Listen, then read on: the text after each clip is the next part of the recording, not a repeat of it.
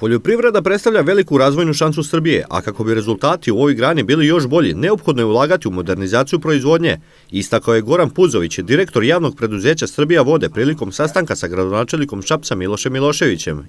Nažalost, ovog trenutka se u Srbiji 1% površina navodnjava.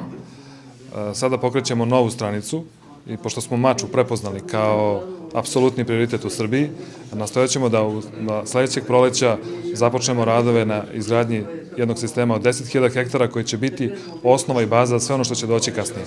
Novac za ovu investiciju obezbeđen je iz kreditnog fonda Ujedinjenih Arapskih Emirata, a prvi radovi biće izvedeni u Mačvi. Očekuje se da u narednih mesec-dva dana taj sporazum bude potpisan i deo tih sredstava će doći na ovo područje ovde gde se danas nalazimo. Red veličine oko nekih 500-600 miliona dinara. Glavni projekat je završen.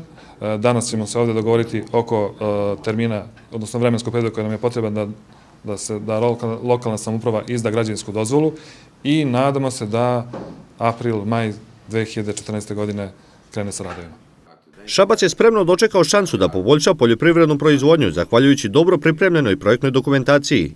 Ovo područje je jedno od prvih gde je urađen projekat koji predviđa mogućnost transformacije postojećih sistema u sistem za odvodnjavanje i navodnjavanje, tako da je to bio jedan od razloga zašto je država upravo i kreće prvi projekat ove vrste koji će biti realizovan jeste upravo Šabac, odnosno Mača, ovaj deo Mače, i mislim to nam je veliko zadovoljstvo i isplatilo se zato što je ulagano u ovu dokumentaciju.